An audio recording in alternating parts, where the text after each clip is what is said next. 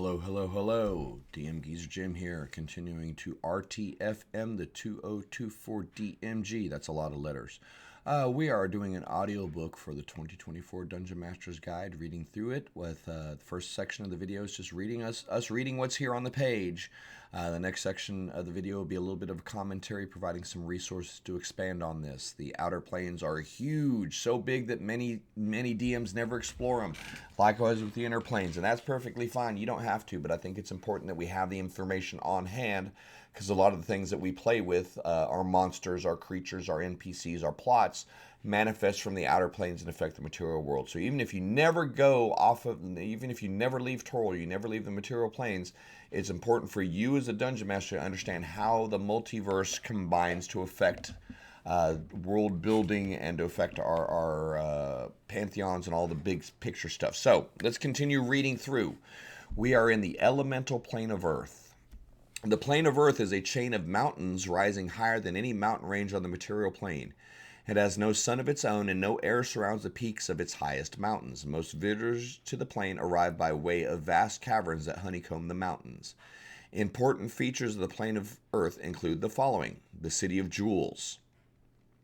The plane's largest cavern, called the Great Dismal Delve, or the Seven-Folk Mazework, is home to the City of Jewels, the capital city of the Dao, D-A-O. The Dao take great pride in their wealth and send teams across the plane in search of new veins of ore and gemstones. Thanks to these expeditions, every building and significant object in the city is made from precious stones and metals, including the slender gemstone inlaid spires that top most buildings. The city is protected by a powerful spell that alerts the entire population if a visitor steals even a single stone. Furnaces. The furnaces are the mountains nearest the para-elemental plane of magma. Lava seeps through their caverns and the air reeks of sulfur. The Dao have great forges and smelting furnaces here to process ores and shape precious metals. The Mud Hills. The Mud Hills abut the swampy para-elemental plane of Ooze. Landslides wear away the slopes of the hills, sending cascades of earth and stone into the bottomless swamp. The plains of Earth constantly regenerate the land, pushing new hills up as the old ones erode away to nothing. And then we have some adventure ideas for the plains of Earth. Earth symbolizes stability, rigidity, stern resolve, and tradition. The plane's position opposite the plane of air in the ring of elemental planes reflects its opposition to almost everything that air represents. Elemental evil views Earth instead as an implacable force of destruction, perfectly willing to crush venerable institutions and respected traditions in its advance. Cultists of evil Earth crave the power to destroy the works of civilization with landslides, sinkholes, or mighty earthquakes, and they believe the Earth thirsts for the blood of those who don't venerate it properly. And that's what they give us for the elemental plane of Earth. Once again, that's the end of our reading. Elemental plane of Earth in regards for adventure ideas: caves, and more caves. Maybe some big old jaggy mountains before we dip into some more caves. Elemental plane of Earth is probably one of the easier planes to manifest adventure in, primarily because, again, it's caves or mountainsides or rock or mountains or caves or that's really it.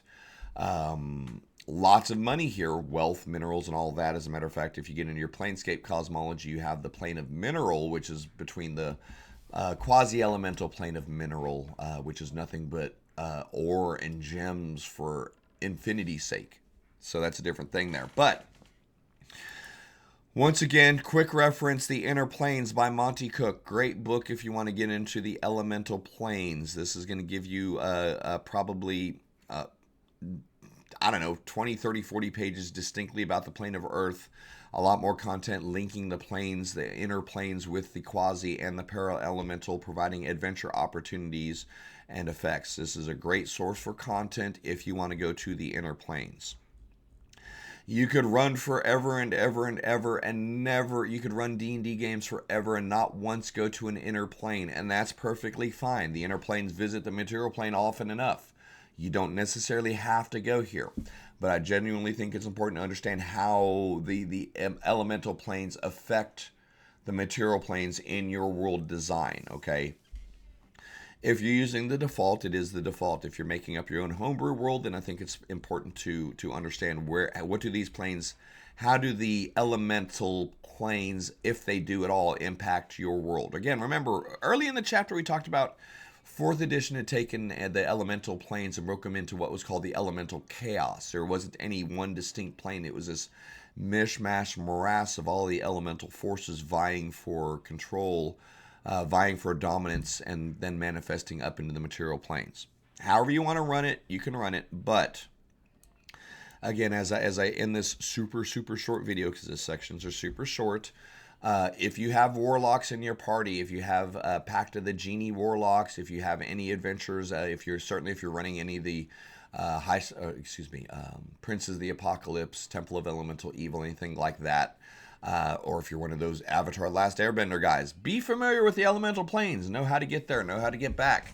Decide early on if you're going to want to do adventures there, and it's perfectly fine not to.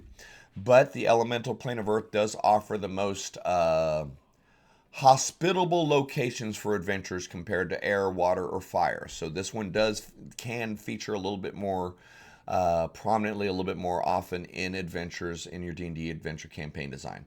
It's not as alien of an environment. It's not as hard to move from one cave to the next, so to speak. But hey, I'm going to go ahead and stop the video there. And that's it. Elemental plane of Earth. The next one is elemental plane of fire, followed by water. The 4 elementals. Likes, follows, subscribes are appreciated. Give me some comments. Let me know what you think. Let me know if you have any questions. Join us over on Twitch for some live chats and all that kind of cool stuff. But above all else, thank you for your time, and we'll see you back for the next video. See you soon.